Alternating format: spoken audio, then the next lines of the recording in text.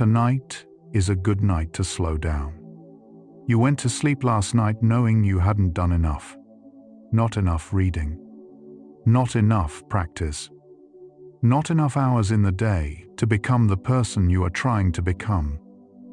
Your brain held something different. Long before language.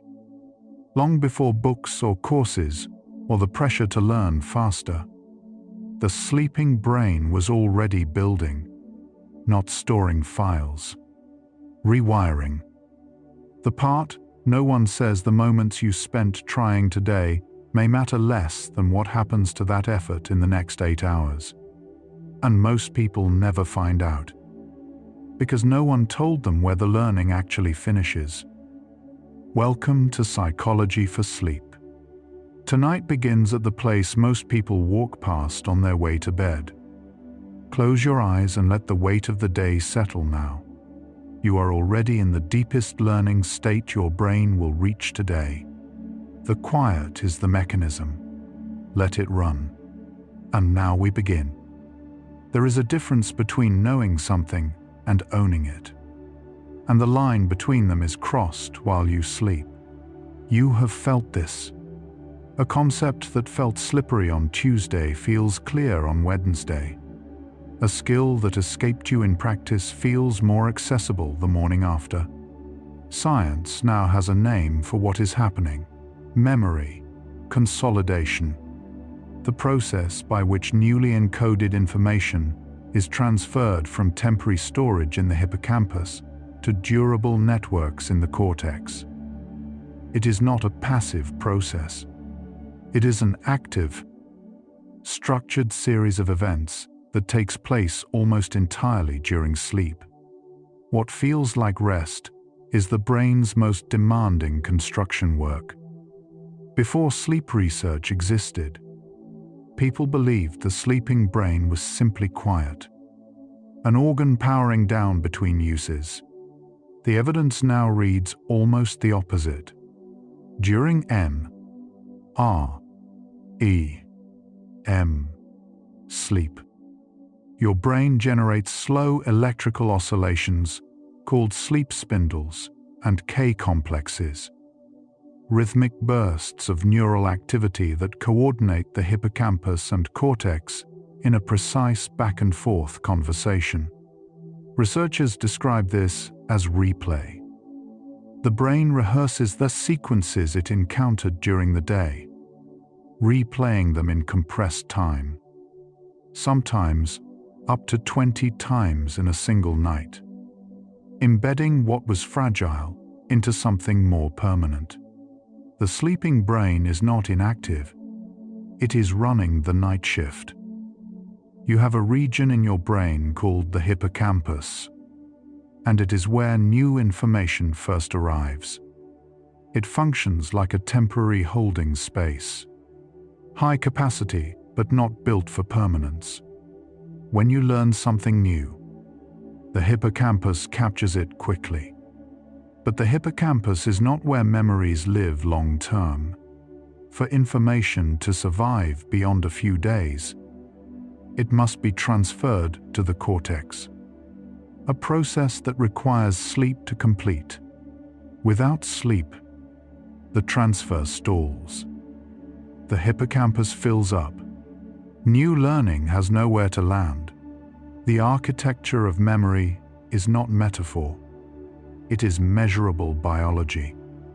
And sleep is its operating condition. The sleep stage most associated with memory consolidation is NREM, stage 3, often called slow wave sleep or deep sleep. During this stage, the brain enters a state of synchronized, high-amplitude oscillations called slow waves. These waves act as a carrier signal, coordinating the replay of recent memories from the hippocampus to the cortex. Researchers at the University of Tübingen demonstrated that subjects who reached deep slow-wave sleep after learning a task retained The depth of sleep is not about comfort. It is about how much of the day gets kept. There is a particular kind of forgetting that happens not because information disappears, but because it was never properly moved. Sleep deprivation, after learning, does not simply slow retention. Research from Harvard Medical School showed that subjects who stayed awake for 24 hours after encoding new material retained nearly 40% less than subjects who slept normally. The material had been learned. It was in the hippocampus. But without sleep, the transfer to the cortex did not complete. The forgetting that follows poor sleep is not a failure of attention or effort. It is a failure of transport. And transport requires sleep. The brain does not replay all memories equally. During sleep consolidation, it is selective, tending to replay memories that carried emotional weight, memories associated with reward, and memories that were partially repeated during waking. This selectivity appears to be governed by norepinephrine, a neurotransmitter that is suppressed during sleep, allowing the brain to process emotionally charged material without triggering the stress responses that would occur if you encountered it awake. This is partly why sleep is considered a form of emotional processing. The brain is not just storing what happened.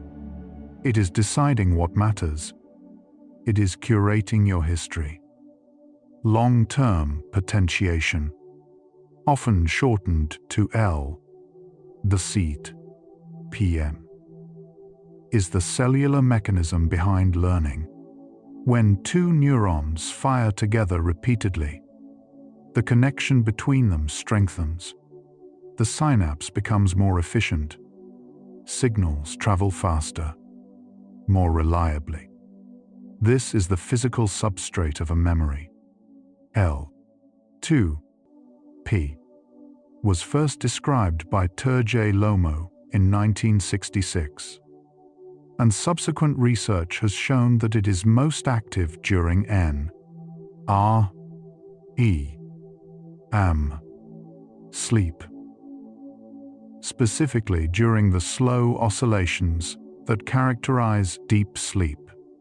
The phrase, neurons that fire together, wire together, was not a metaphor. It describes a measurable, structural change that sleep makes possible night after night. You may have noticed that a night of poor sleep after a demanding day of learning leaves you feeling not just tired, but strangely behind, as if the work you did yesterday has retreated from reach. This is consistent with what sleep researchers describe as the consolidation window. The first night of sleep after new learning is the most important for long-term retention. Miss it entirely, and subsequent sleep provides only partial recovery. The brain's ability to consolidate is highest in those first hours after learning. And that window, once passed, cannot be fully recovered by sleeping more later. Motor skills, the kind needed for playing an instrument, typing, or throwing a ball, consolidate differently from declarative memory. They rely less on the hippocampus and more on the basal ganglia and cerebellum, and they consolidate most powerfully during REM sleep. Not just N, R, E, M. Studies of piano students showed that after a night of sleep, subjects performed sequences they had never successfully completed while awake. As if sleep had done a final calibration pass they could not do consciously. The skill was not practiced during sleep, but the neural pathway was refined, smoothed, made automatic, without any conscious participation at all. And this is only the beginning of what memory consolidation reveals about the way the feeling of not having enough time to grow actually works. The assumption buried in that feeling is this: learning happens when you are paying attention, trying, persisting through the difficulty. Science is finding the other half of that story, the half that happens without any effort from you at all. In the hours when the trying has stopped, what the next facts follow is not how to learn more. It is what the brain was already doing for you, each night, without asking for permission. Sleep does not only consolidate what you practiced, it also extracts the rules. A 2004 study published in Nature gave subjects a math task that had a hidden shortcut, one discoverable only if the underlying pattern was recognized. Only 23% of subjects who stayed awake found the shortcut. Among subjects who slept, 59% discovered it spontaneously the next morning.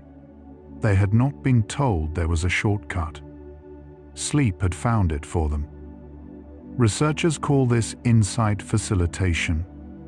The brain, during sleep, reorganizes memory, not just to preserve it, but to find the structure underneath it. The hippocampus has a limited capacity.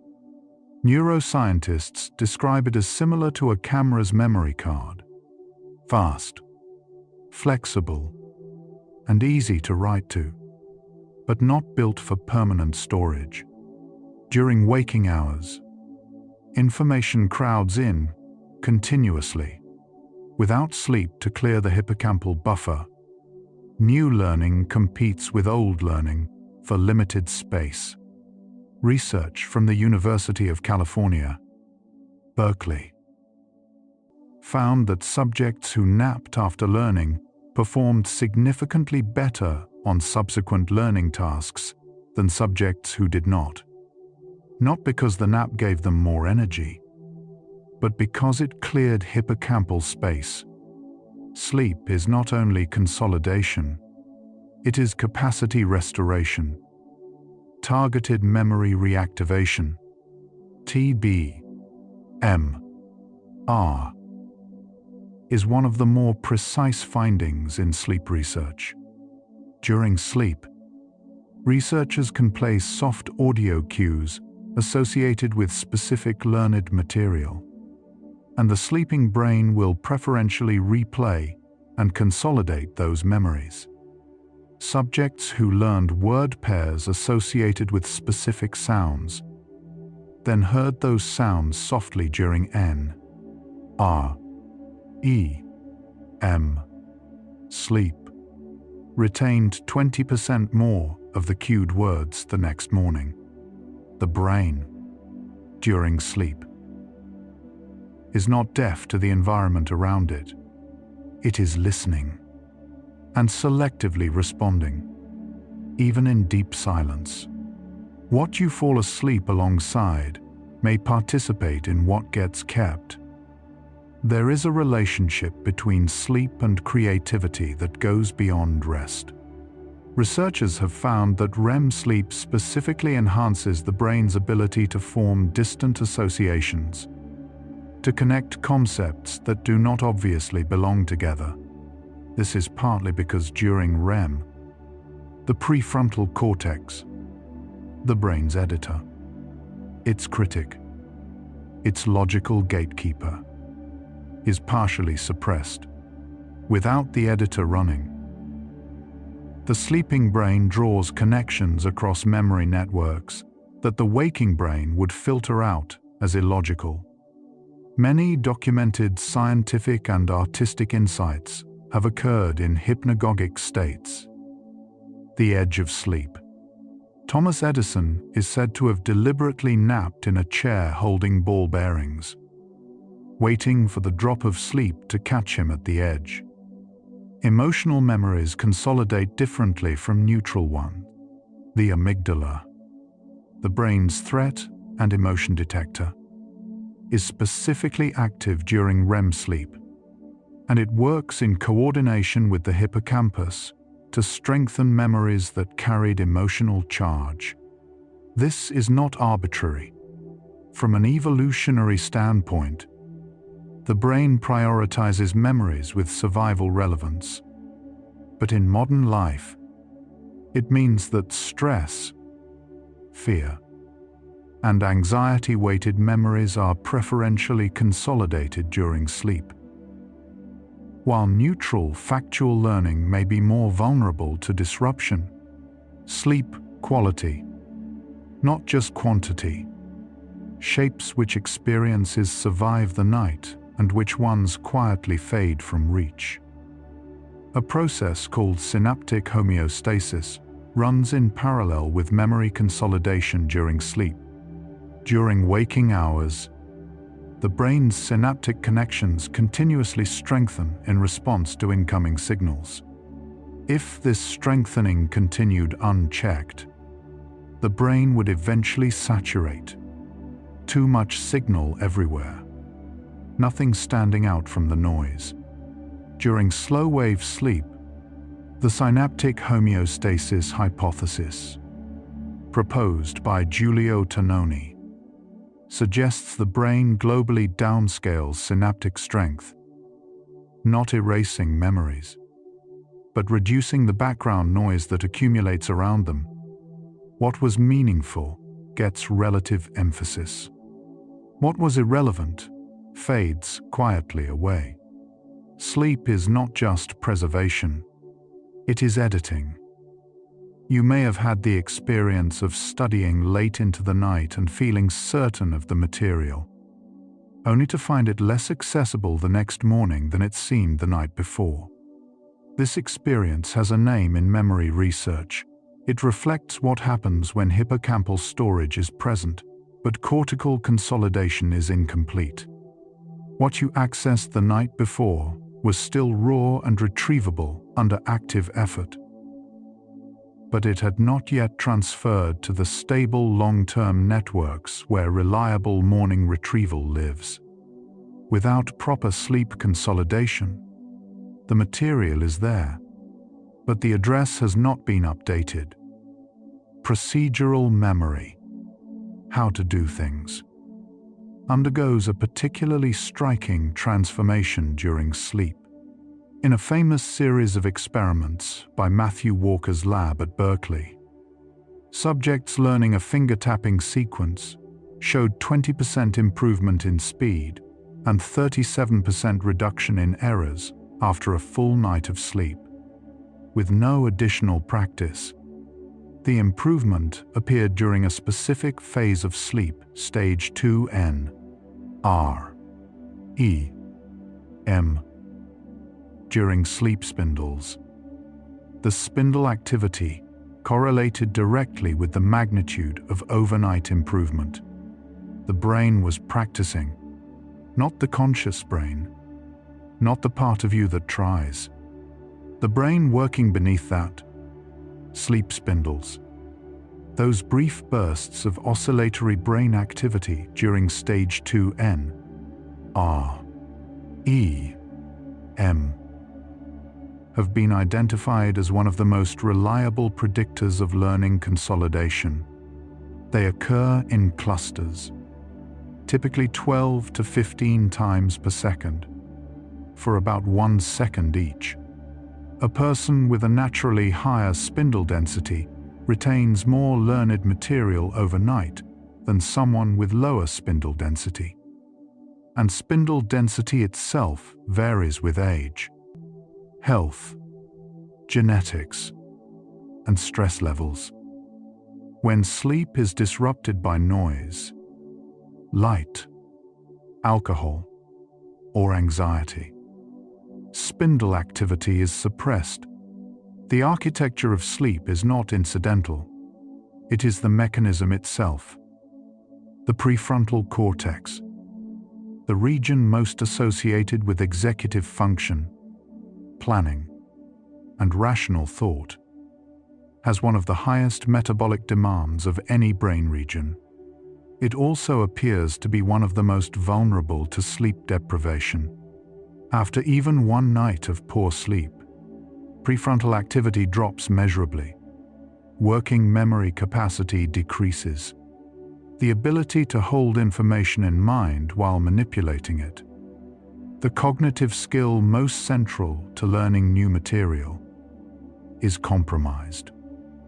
The feeling of my brain just will not hold things today is not a feeling. It is an accurate description of what is happening at the cellular level. There is a distinction that sleep research has repeatedly confirmed, and it matters practically.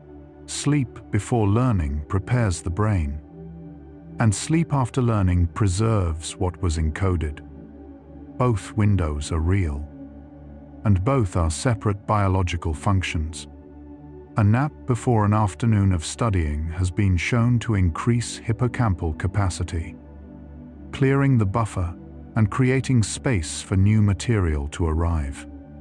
A night of sleep afterward completes the consolidation. Most people know about the second function, the first. Sleep as the brain's pre-learning readiness state is less commonly discussed but equally well documented in the research. Babies sleep between 14 and 17 hours per day, and this has long been understood as growth. But researchers studying infant sleep have found specific correlations between sleep spindle activity and language acquisition rates. Infants who spend more time in stage 2 REM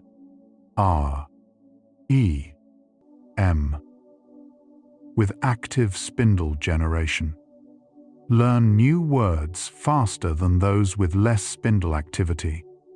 The sleeping infant is not simply resting, it is processing, organizing, and consolidating the linguistic and perceptual data of the day. The drive to sleep in early life is the drive to learn. The two are not separate processes running in parallel. They are the same process. There is a specific phenomenon documented in language learners called sleep-dependent grammar abstraction. Subjects exposed to an artificial grammar, a set of rules governing how syllables could be arranged, showed no ability to articulate the rules after initial learning. But after sleeping, many subjects were able to apply the grammar correctly to new strings they had never seen before. They could not explain why. The rules had been extracted during sleep and stored implicitly, accessible for use, but not available for conscious description. The sleeping brain had found the pattern that the waking brain had not consciously identified. Napping, even a 60 to 90-minute nap, has been shown to produce measurable consolidation benefits when it contains enough slow-wave sleep. A study published in Nature Neuroscience found that a 90-minute nap containing slow-wave sleep restored learning capacity to approximately the same level as a full night of sleep for subjects who had not napped beforehand. For people with demanding schedules, this finding carries a specific implication. It is not only nighttime sleep that consolidates learning. The architecture of sleep, not its timing on the clock, is what ultimately determines consolidation quality. The when matters less than the what. What these first 25 facts are pointing toward is a revision of something most people carry without examining it. The feeling that growth requires more waking time, more hours, more effort, more striving, rests on an incomplete map. The science is consistent. The effort you put in while awake is the first half of learning. Sleep is the second half. Without the second half, the first half does not fully land. This is not a consolation offered to the tired. It is a structural fact about how the brain works. And it means that the time you spend lying here, not reading, not practicing, not pushing, is not time lost. It is the work completing itself. right now, somewhere in your hippocampus. The events of today are still being processed, not reviewed, processed, sorted, tagged for relative importance. The brain is deciding, without your input, what mattered.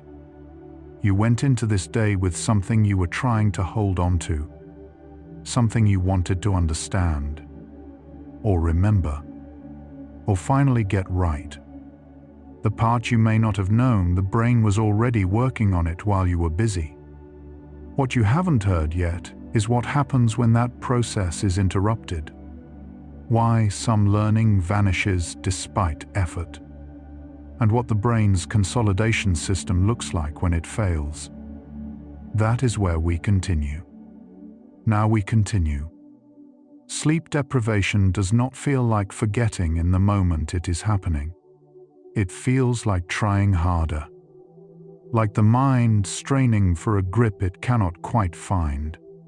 The prefrontal cortex, when depleted, compensates by pushing more effort into retrieval, attention, and holding things together. This compensation creates the convincing illusion of functioning normally. But neuroimaging studies show that sleep-deprived subjects activate significantly more brain area to achieve the same cognitive output as rested subjects. They are working harder to produce less. The exhaustion is real. The inefficiency is measured. There is a phenomenon researchers call local sleep, where regions of the brain slip into sleep-like states during waking hours when the body has not had enough rest.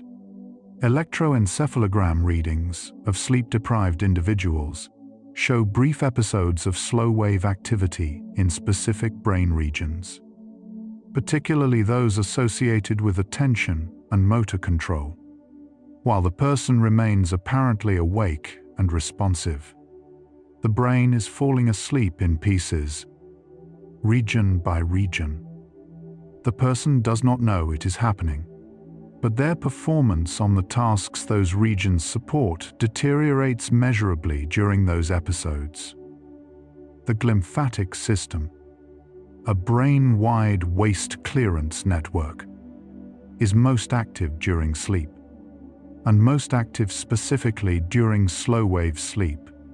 During this phase, the cerebrospinal fluid that surrounds the brain pulses through channels between cells, flushing out metabolic waste products that accumulate during waking activity. One of the primary waste products cleared is amyloid beta, a protein whose accumulation over decades is associated with Alzheimer's disease. The current evidence on the glymphatic system's role in humans is still developing, and much of the foundational research comes from animal studies. But the direction of the evidence is consistent. Sleep is the brain's maintenance window.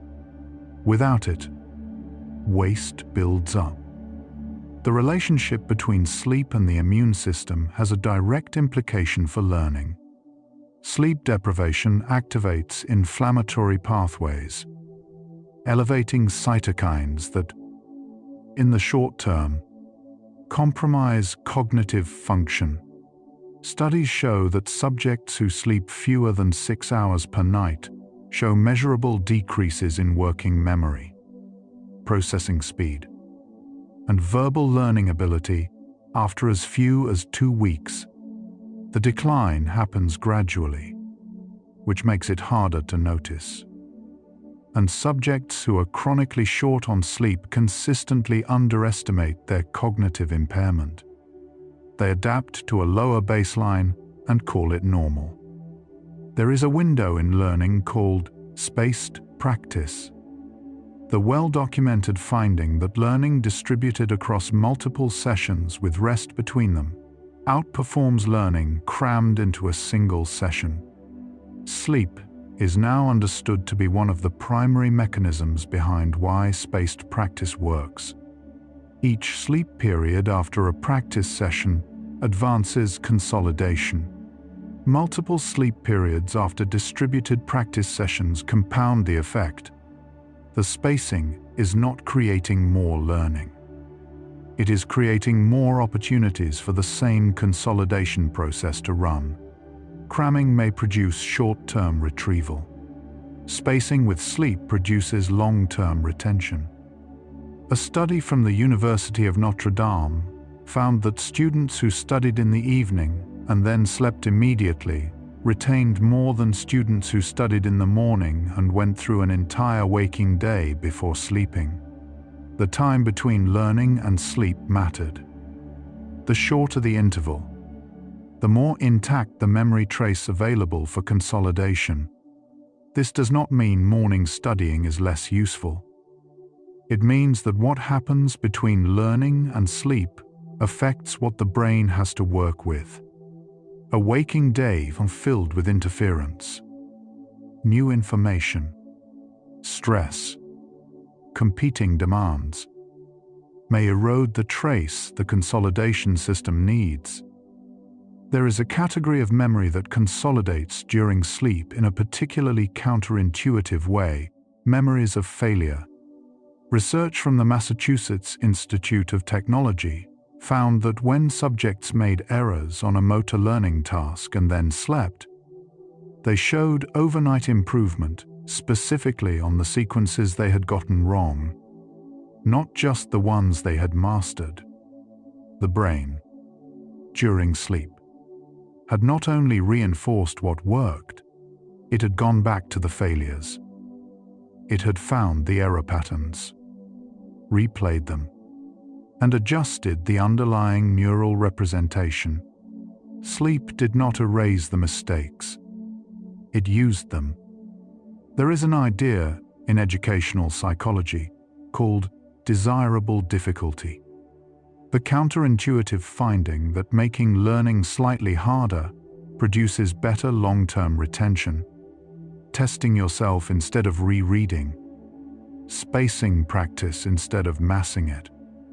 Interleaving topics instead of blocking them, all produce worse performance in the short term and better retention in the long term. Sleep consolidation appears to interact with desirable difficulty in a specific way. The brain consolidates the struggles, not just the successes. The effortful encoding creates a richer trace, more associations, more context, more neural pathways activated, and sleep locks all of it in. The difficulty was not wasted. It was the point. Sleep architecture, the pattern of N, R, E, M, and REM cycles across the night, is not uniform. The first half of the night is dominated by deep, slow-wave sleep. The second half by REM sleep. This distribution is not incidental. Each phase appears to consolidate different types of memory. Deep N, R, E, M consolidates declarative facts and explicit skills. REM consolidates emotional tone, associative connections, and procedural refinement, cutting sleep short.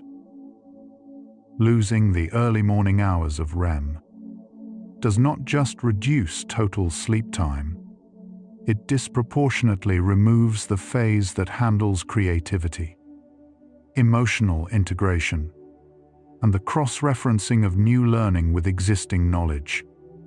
Acetylcholine, a neurotransmitter involved in attention, arousal, and memory encoding, shows a dramatic pattern across the sleep cycle. It is high during waking and during REM sleep, and it drops sharply during N, R, E, M. Researchers believe this oscillation is mechanistically connected to the consolidation process.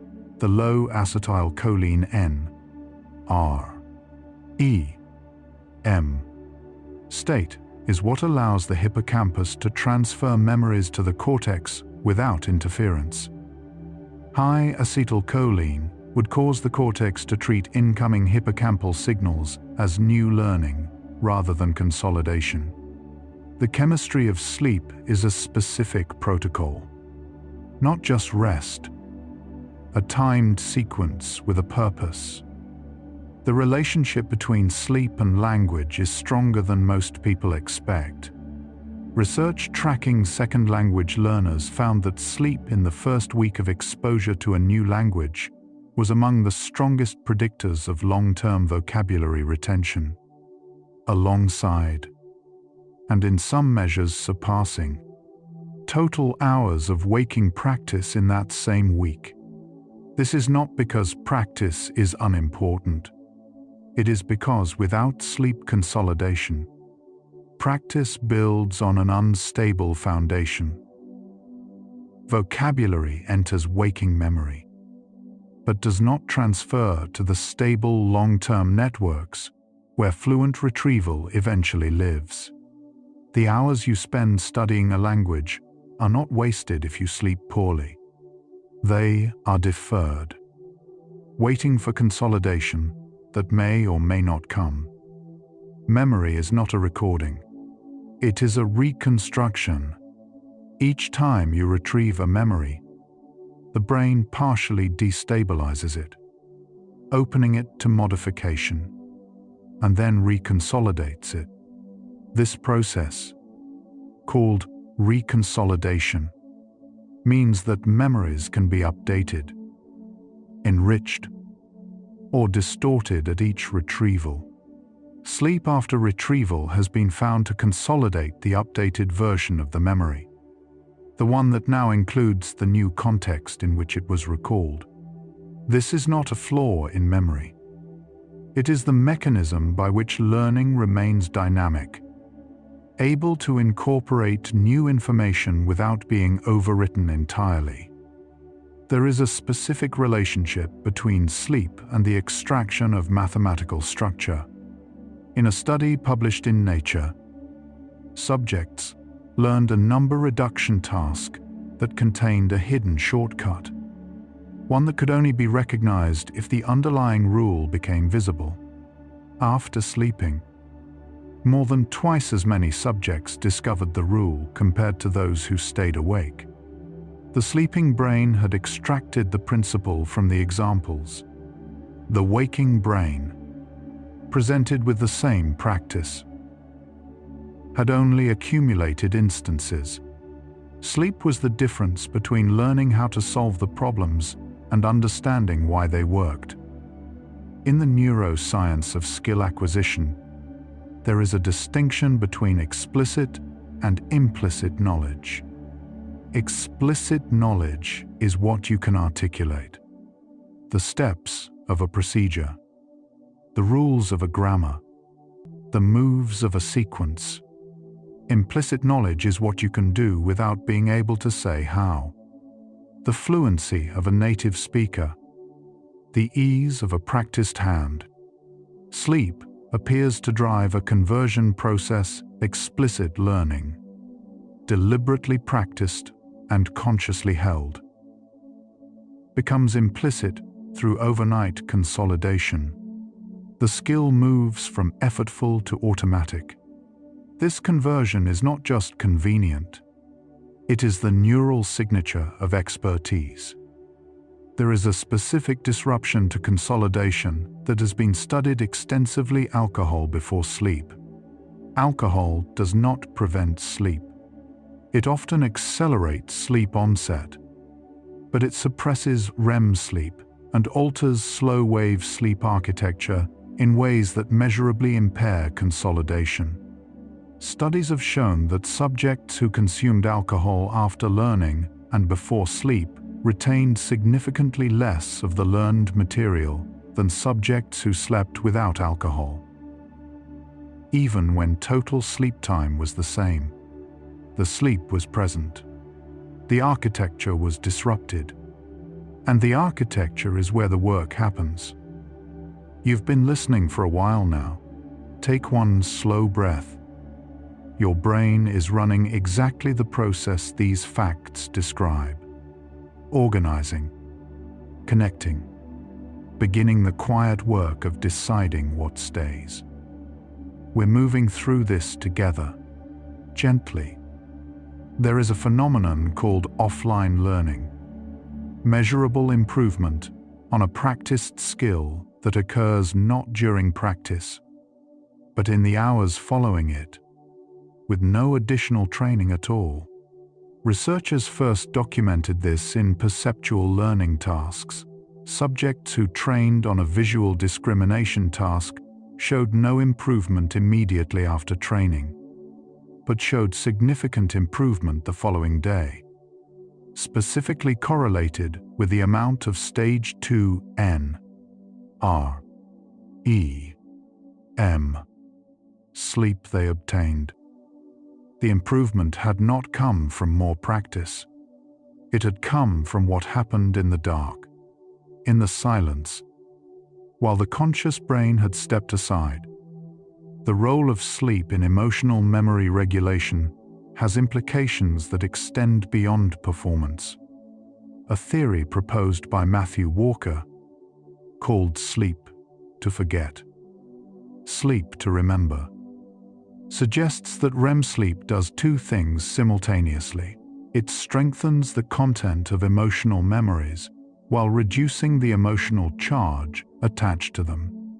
The memory of a difficult experience is preserved, but the sharp, destabilizing affect associated with it is processed down. This is why events that feel acute on the day they happen often feel more manageable after sleep. The brain has not erased the experience. It has filed it without the alarm still ringing. People with post-traumatic stress disorder show disrupted REM sleep. Specifically, reduced ability to complete the normal process of emotional memory processing that REM provides.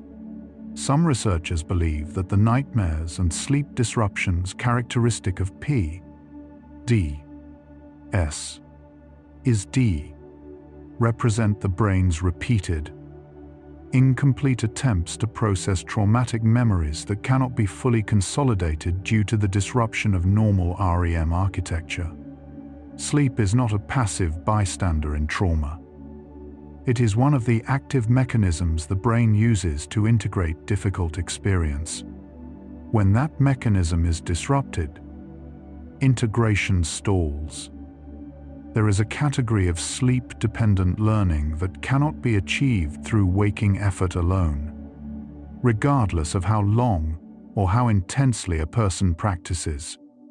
Certain procedural refinements, particularly in fine motor control, appear to require sleep to complete.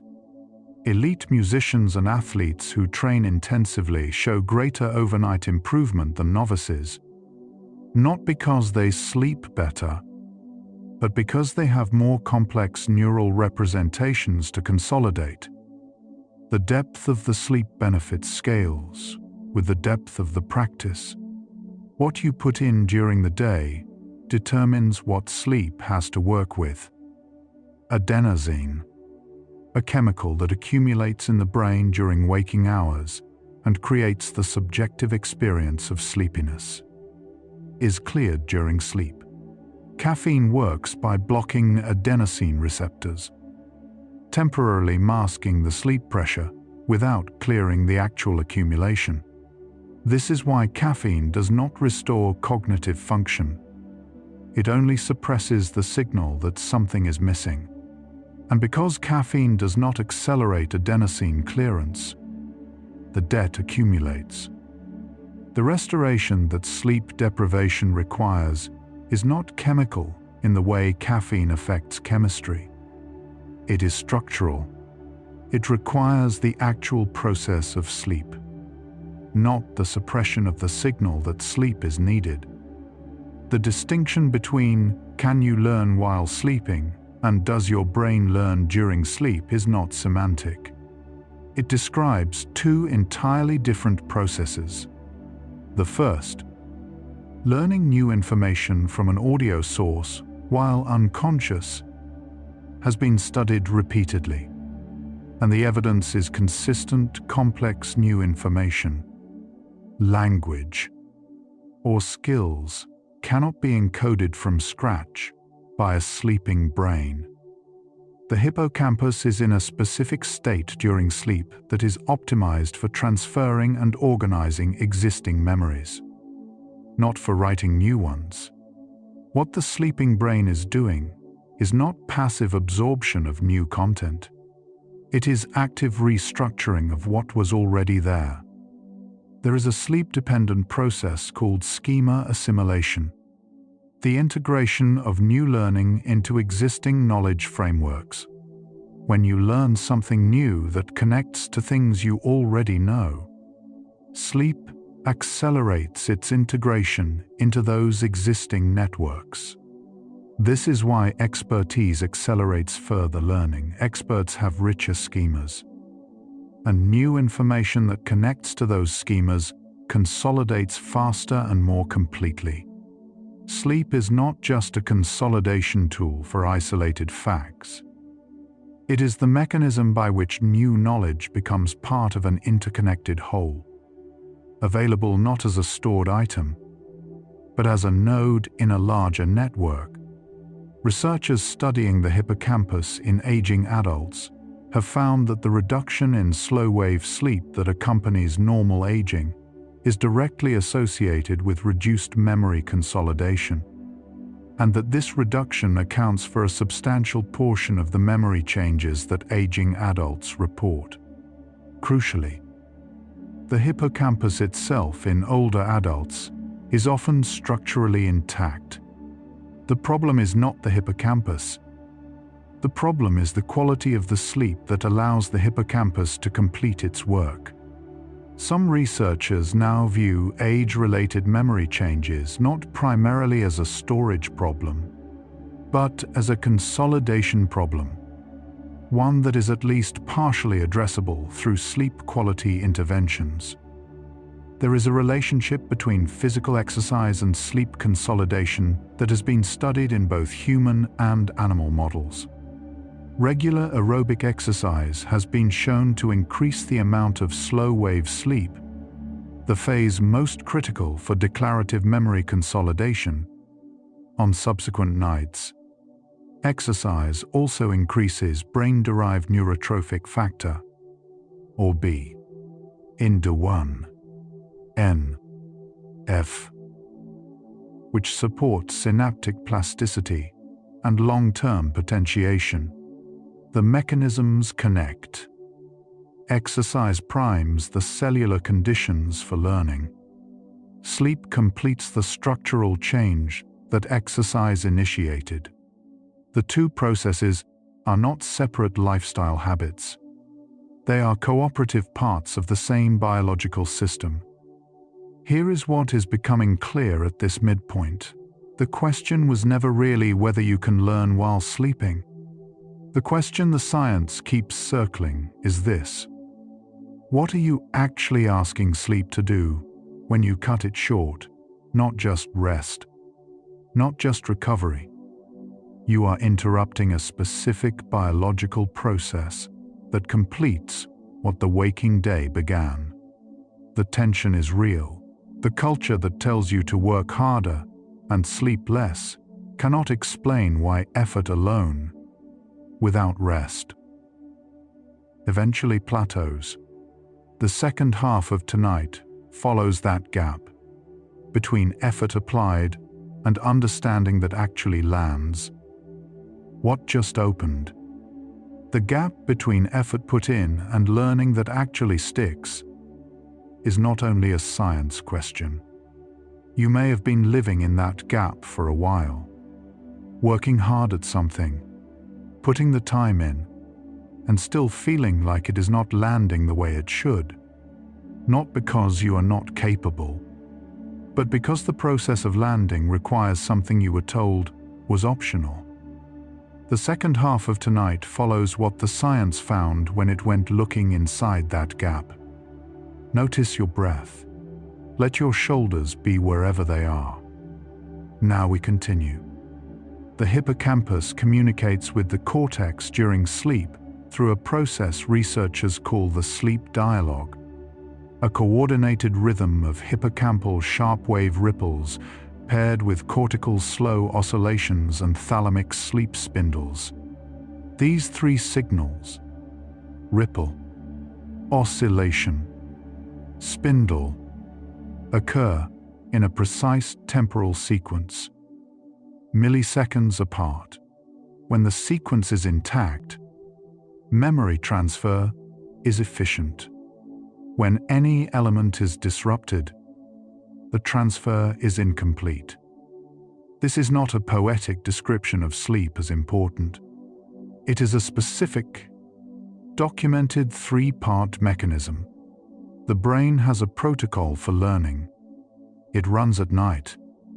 There is a finding in educational neuroscience that has not yet fully entered classroom practice: the optimal study sleep test interval. Research suggests that material studied the night before a test, followed by a full night of sleep, is retrieved more reliably than material studied the morning of the test. The reason is consolidation. Overnight sleep has had the time to move material from hippocampal storage, which is faster but more fragile, to cortical networks, which are slower to build but more durable under the stress of retrieval. The all-nighter before an exam is not a neutral choice. It is a consolidation interruption dressed as preparation.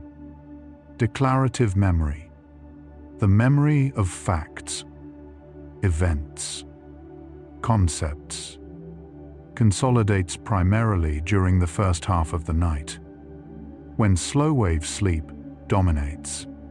Emotional and procedural memories consolidate primarily in the second half. During REM-rich sleep, this sequential architecture means that what a person learns and what type of learning they need to retain should ideally influence how much sleep they protect on both ends of the night. A student learning dense factual material and also working on a physical skill is not doing the same kind of cognitive work. The brain processes them at different times in the night, through different mechanisms. The concept of memory reactivation during sleep has been extended in recent research to include future planning. Studies using neuroimaging found that the hippocampus, during sleep, does not only replay past events, it also activates sequences associated with anticipated future events. The same neural machinery that consolidates what happened today also rehearses what you intend to do tomorrow. This is not speculation. It is a measurable hippocampal function. The brain is not only filing the past, it is preparing the paths forward. Sleep is involved in both directions. There is a relationship between stress hormones and memory consolidation that runs in both directions. Cortisol, the primary stress hormone, when elevated at the wrong time in the sleep cycle, specifically disrupts hippocampal to cortical memory transfer. Chronic stress creates chronically elevated cortisol, particularly in the early morning when cortisol naturally rises, but which, when it rises too high, disrupts the REM sleep that should be consolidating emotional memory and creative association at that time. The sleep disruption caused by stress and the cognitive disruption caused by sleep deprivation are not two separate problems. They are one loop. There is a sleep-dependent phenomenon called abstract knowledge extraction, the process by which the brain, during sleep, moves from storing specific examples to storing the underlying principles those examples instantiate. This is the difference between remembering that a specific sentence in a foreign language was grammatically correct and actually acquiring the grammatical rule. The individual examples fade. The rule persists. This extraction process appears to occur automatically during sleep, without any conscious direction. The brain finds the structure in the noise and keeps the structure. This is one of the mechanisms behind the intuition that a skill finally clicked after sleeping on it. The relationship between sleep and working memory is not simply one of restoration. Research on working memory training has shown that sleep specifically strengthens the neural connections used for working memory in ways that go beyond recovery from fatigue. Subjects who slept between 2 cognitive training sessions showed larger improvements in working memory capacity than subjects who remained awake between sessions, even when the awake period was used for rest. Sleep was not simply restoring a depleted resource. It was actively building the capacity that training had begun to develop. There is a particular quality to the way things feel understood the morning after struggling with them. Not just retrieved. Understood. Researchers studying this phenomenon have linked it to a process called hippocampal cortical binding, the formation of durable connections between specific memories in the hippocampus and the conceptual frameworks in the cortex that give those memories meaning. The binding takes time. It takes sleep. And when it completes, information is not just accessible, it is integrated. It has connections, context, and meaning that it did not have when it was first encoded. What feels like suddenly understanding is consolidation completing.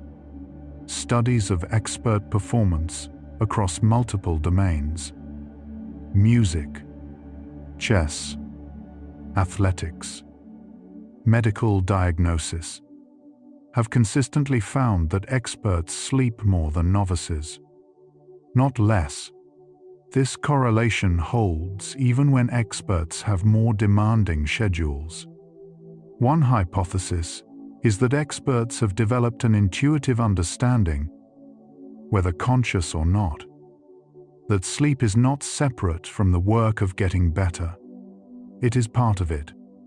The training does not stop at the end of the day. It continues in a different form.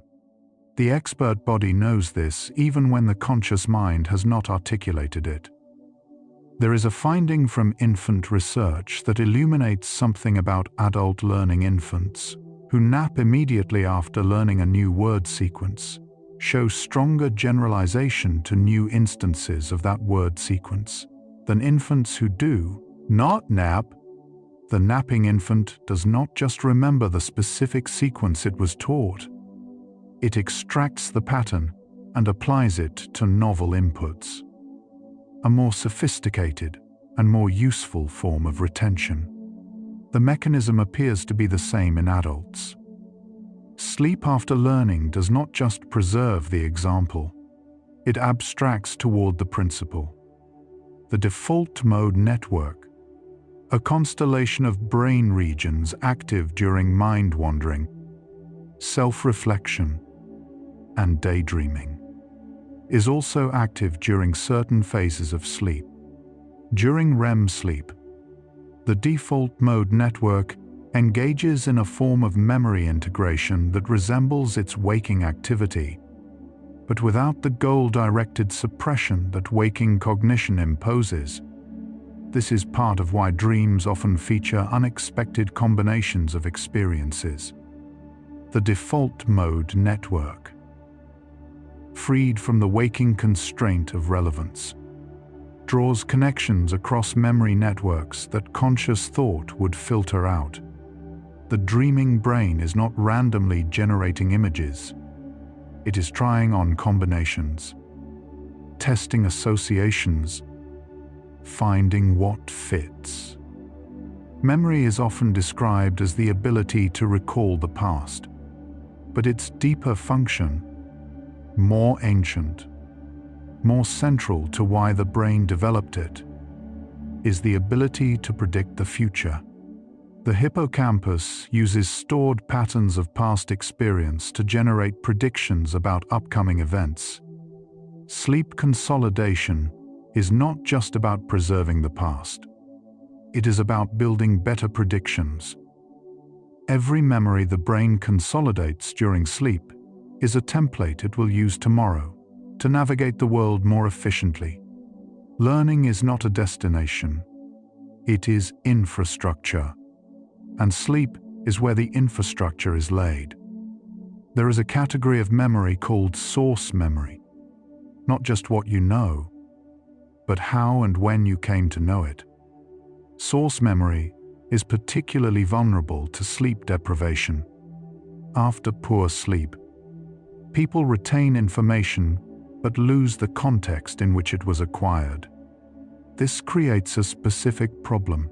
In complex learning, information without context is harder to update, harder to apply correctly, and harder to connect to related knowledge. The fact without the story of how you found it is a weaker fact. Sleep preserves the context as well as the content. The timing of sleep relative to stressful experience has a specific implication for emotional learning. Research from U.C. Berkeley showed that sleeping in the period immediately following a stressful event accelerates the processing of the emotional charge associated with it, bringing it more quickly toward the calmer, more integrated state that adequate REM sleep produces. Subjects who did not sleep in the window following a stressful experience showed more sustained activation of the amygdala in response to reminders of the event days later. The window for emotional consolidation is real. It narrows without sleep. There is a finding from developmental neuroscience that challenges the assumption that adolescents who sleep late are simply undisciplined. The circadian rhythm, the internal clock that governs sleep timing, shifts forward during puberty, driven by changes in melatonin timing. The adolescent brain is genuinely not ready for sleep at the same time as the adult brain, and not fully ready for waking at the same time either. Forcing early school start times on adolescents with delayed circadian rhythms reduces slow-wave sleep, the phase most critical for declarative learning. The schedule and the biology are misaligned. The learning pays the cost. The brain's capacity for memory consolidation does not peak in youth and decline thereafter. Slow-wave sleep does decrease with age, a real and documented change. But the relationship between sleep quality and cognitive function persists across the lifespan. Adults in their 50s and 60s who prioritize sleep quality and maintain consistent sleep schedules show memory consolidation profiles significantly closer to younger adults than age-matched peers with fragmented or shortened sleep. The decline that is often attributed to aging alone is substantially a decline in sleep architecture. Protect the architecture, and you protect a significant portion of the function. There is a specific form of overnight improvement that researchers call sleep-dependent insight, distinct from simply retaining what was learned. In a study of subjects working through problems that required noticing an embedded pattern, nearly all who achieved insight did so only after sleeping. The insight did not come from additional practice. It came from what the sleeping brain had done with the practice already accumulated. The brain, during sleep, does not only preserve information, it reorganizes it, finding relationships that the effortful, forward-moving waking brain had not had the freedom to discover. The neural basis of habit formation involves a gradual shift from hippocampus-dependent explicit learning to striatum-dependent implicit automaticity. This shift, from knowing how to do it to just doing it, requires sleep to advance. Studies of habit formation in animals show that the hippocampus to striatum transfer occurs preferentially during sleep. In humans, behaviors that feel effortful early in practice feel automatic later. And the transition correlates with sleep between practice sessions, rather than with raw practice volume. The ease that expertise eventually produces is not just familiarity, it is a physical redistribution of the load. There is a subtler effect of sleep on memory that goes beyond volume of retention organization. Sleep-consolidated memories are better organized, more accessible across a range of retrieval cues, more connected to related knowledge, more usefully indexed. Rested subjects not only recall more, they recall it more flexibly. They can access it from more angles, connect it to more contexts, and transfer it more readily to novel problems. Sleep is not only preserving the library, it is reorganizing the shelves. The question of whether you can deliberately influence what your brain consolidates during sleep has been studied using a technique called targeted memory reactivation via sound. By playing soft, specific audio cues, sounds associated with particular studied material during REM sleep. Researchers reliably direct the brain's consolidation toward those memory traces.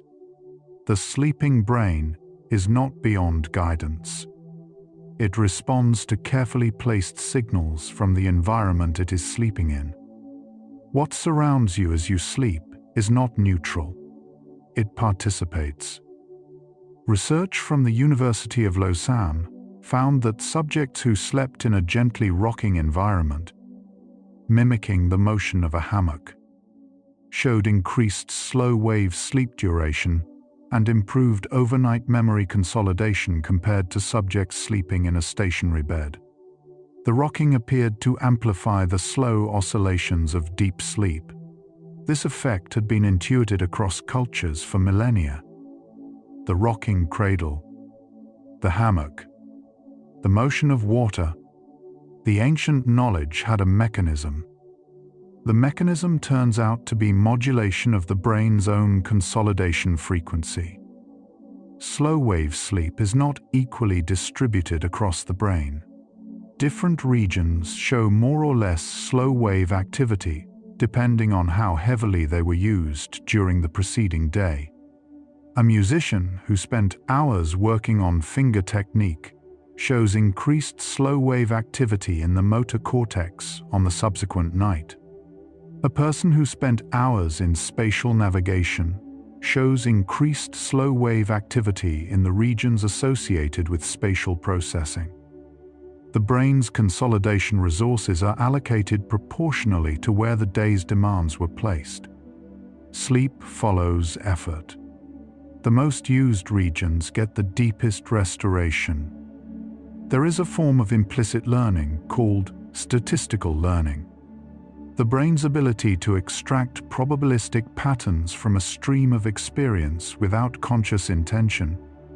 Infants, children, and adults all do this continuously, accumulating statistical regularities about language, social behavior, and physical causality without deliberate study. Sleep has been found to substantially accelerate statistical learning. Subjects exposed to a stream of patterned stimuli before sleep showed greater extraction of the underlying statistical structure than those who remained awake. The patterns in the world are being absorbed continuously. Sleep is where they become knowledge. There is a relationship between sleep and the immune system that circles back to learning inflammation impairs consolidation. Inflammatory cytokines, elevated by infection, poor sleep, chronic stress, and certain dietary patterns, directly interfere with the hippocampal processes that support memory encoding and consolidation. This means that conditions that impair sleep also impair consolidation through a second pathway, independent of the sleep loss itself. The body and the brain are not separate systems. What disrupts one disrupts the other, and what protects one protects the other. Here is what the science has been building toward. Across these 75 facts, the brain does not learn new things well during sleep, but it does something more valuable. It converts what you learned awake into something permanent. It extracts the principles from the examples. It finds the patterns in the noise. It moves information from temporary storage to durable networks, from explicit effort to implicit fluency. Sleep is not the absence of learning. It is where learning completes.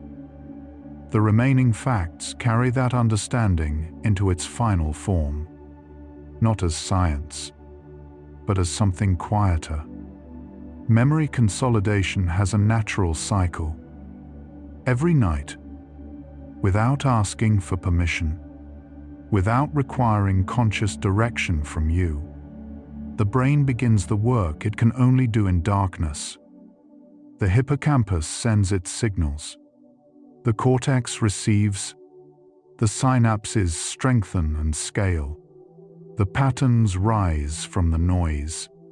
The skills complete themselves. Right now, as the hour deepens, that cycle is running.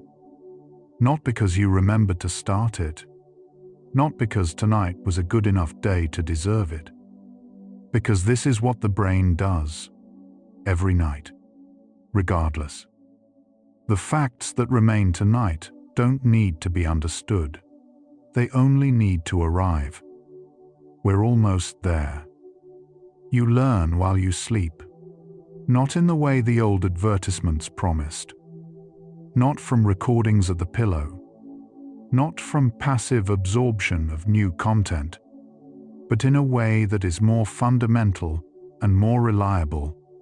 The connections formed today become durable tonight.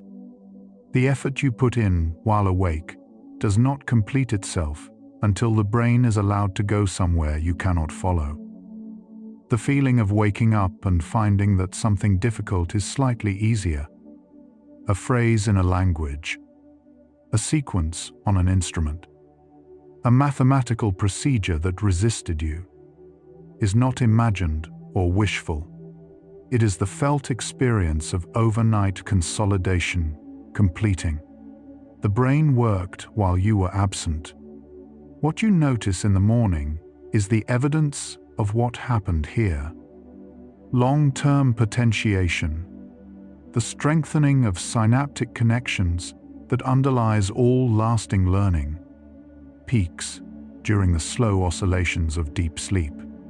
The neural architecture of skill is built at night, in the quiet, without any instruction or supervision from you. The practice lays the foundation. Sleep pours the concrete. Both halves are required. Neither half is sufficient alone. Sleep does not only consolidate what you practiced correctly, it consolidates your errors as well, not to preserve them, but to analyze and adjust them. The motor cortex, during sleep, replays failed sequences and recalibrates the underlying neural representation. Tomorrow you will not remember the corrections being made. You will only notice that fewer errors occur and wonder quietly where the improvement came from. The brain that is allowed to sleep after learning is not the same brain that went to sleep. By morning, synaptic connections have been selectively strengthened and scaled. Memory networks have been reorganized. Skills have been moved closer to automatic. What you are tomorrow has been constructed, in part, by what happened in you tonight. Without your observation, without your effort, without your help, there is a form of wisdom the sleeping brain develops that the waking brain struggles to reach, the ability to see the pattern rather than the instance. Abstract rules, grammatical structures, mathematical regularities, these emerge during sleep from the examples the waking brain encoded. The principle was always there in the data. The sleeping brain had the particular kind of attention that the waking brain, too busy moving forward, could not give to finding it. The glymphatic clearance that occurs during sleep removes the metabolic debris of a day of hard thinking, the waste products of high neural activity. The brain that is deeply rested is a brain that has been cleaned as well as consolidated. The pathways that carry thought are clearer. The signal-to-noise ratio is better. The learning that tomorrow begins with is not impeded by what yesterday left behind. The stress you carry through the day, the pressure of not being far enough along, not knowing enough, not having enough time to become who you are trying to become, creates cortisol that, in the evening, suppresses the slow-wave sleep that consolidates what you learned. The anxiety about not learning enough is itself part of why learning does not complete. Rest is not separate from the problem. It is part of the solution. You do not need to review the day's material before sleeping. The hippocampus has already encoded it. The reviewing that matters most now is not cognitive. It is the quiet that allows the consolidation to begin. What you are doing by lying here, not reviewing, not rehearsing, not doing anything at all, is not neglecting the learning. You are making the space that the learning needs. The brain's sleep spindles, those brief, rhythmic bursts during stage 2N, REM, have been called the fingerprint of memory consolidation. They are most active in the regions the day most demanded. Tonight, wherever today asked the most of you, spindle activity is higher. The brain's consolidation resources have followed the shape of your day. Sleep is not generic rest. It is specific, targeted restoration. There is nothing to force tonight. Long-term potentiation runs on its own schedule. In the dark, in the quiet, in the particular brain state that sleep alone creates. The hippocampus knows the protocol. The cortex is receiving. The only thing required of you is what you are already doing. Releasing the effort of the day into the stillness of this hour, and allowing what has always happened to happen again. The ancient feeling that sleep makes things clearer, that problems unsolvable at midnight yield to morning, has a mechanism now. The cortex, after consolidation, has access to material that was locked in hippocampal storage the night before. The clarity is not mood. It is not optimism. It is structural access to information that the brain spent the night reorganizing and moving into reach. You will not remember the work being done tonight. You will not feel the slow waves, the spindles, the ripples, the transfer completing. But in the morning you will carry what was built here, in the regions you used today, in the skills you practiced, in the understanding that was still unfinished when you lay down and will not be when you wake. The effort required to sleep is not effort. Sleep is not a skill to be mastered or a practice to be performed. The system runs without instruction from you. Your only task tonight is to stop adding interference, to let the noise of the day fall away from the edges of your attention, to allow the body to do what it has always known how to do, the same way it has done it every night of your life. There is something worth resting in. The brain has been doing this for you your entire life. Every night since you were an infant, consolidating, reorganizing, extracting, building, without your direction, without your awareness. You were never not learning, not even in sleep, especially not in sleep. The learning that lasts the most quietly is the learning that happened while you were not watching. The person you are tomorrow, slightly more fluent in something, slightly more capable, slightly closer to knowing what you are trying to know, is being assembled right now, in the quiet, in the dark, without your help, without your worry, without the effort that yesterday required. The assembly is underway and does not need you to supervise it. The feeling of not having enough time to grow is real in the day. In the night, it does not apply. The night has its own measure. It does not count hours. It counts consolidations, synaptic weights, connections made across memory networks that the waking brain was too busy moving forward to find. The night is not empty. It is full of a different kind of work. Sleep is not the absence of the day. It is the day completing. Everything that arrived in the hours of effort and attention, finding its way toward permanence. The experience you had this morning is still here, in a different form now, softer at the edges, sinking toward the place where it will become part of what you know, without knowing how you know it.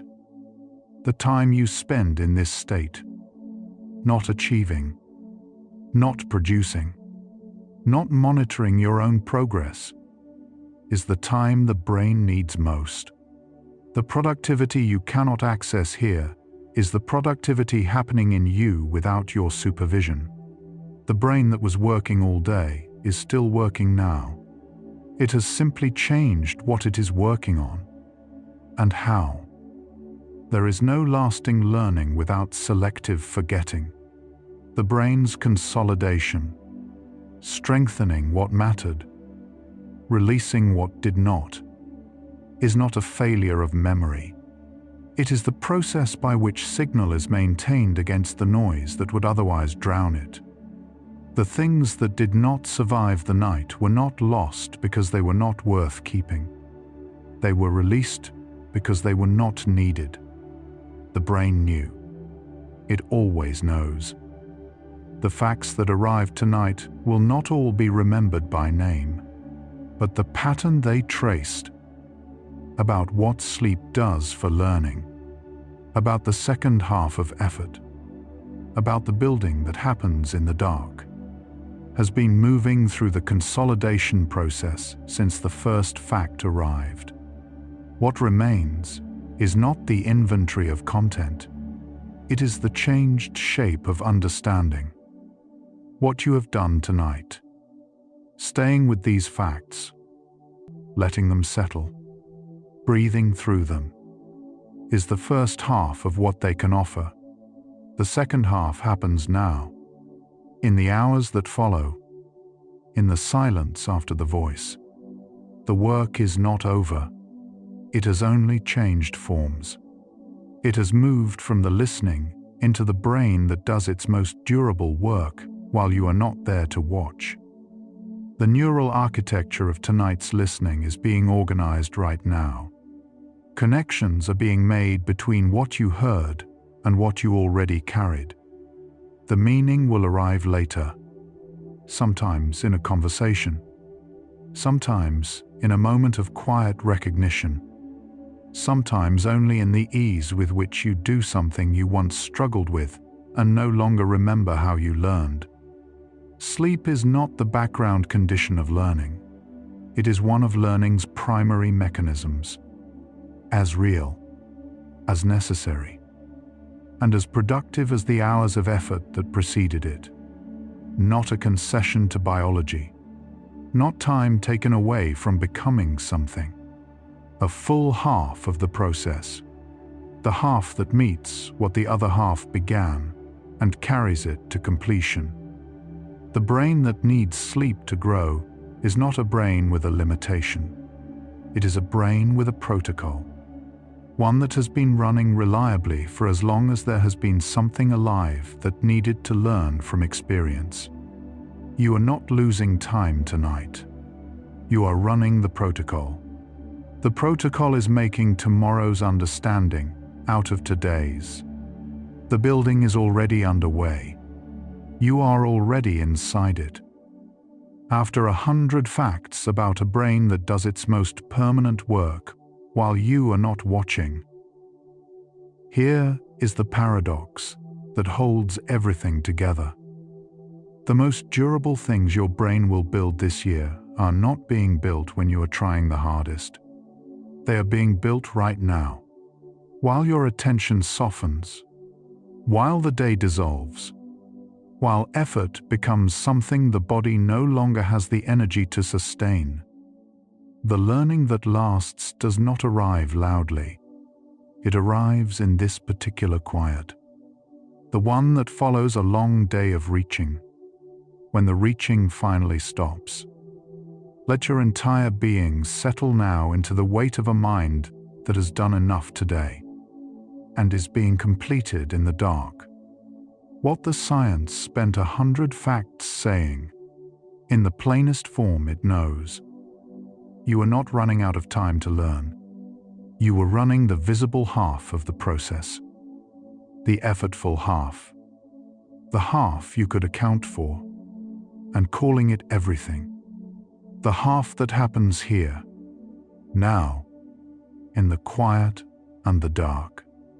This is not the absence of learning. This is where learning finishes, where the synaptic weights settle into permanence, where the effort you spent today stops being potential and becomes actual. Tonight did not add more hours to practice, but it gave what practice cannot give itself, the consolidation that makes it last. The feeling that there is never enough time to become who you are trying to become. That feeling belongs to the waking hours. It does not live here. Here, the work is already in progress. It does not require your attention to continue. You can put down the calendar now. The brain is not counting hours tonight. It is counting connections.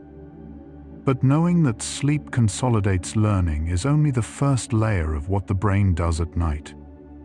The next question is quieter and harder to answer if the sleeping brain is processing everything from today, not just what you learned, but how you felt, what you feared, what you hoped for. What does it do with the emotional weight that came with the effort? The next video in the Psychology for Sleep playlist begins there. You can allow the effort of today to dissolve now, like a memory trace that has been handed off, the carrying finally done. Let your body grow heavy with the particular stillness that follows the end of striving. Sleep carries you into the half of learning that happens without you. But if your eyes are closed, stay there. Rest well. Quiet one. The building continues. You don't have to watch it to let it happen. Where science becomes the softest place to rest. Good night.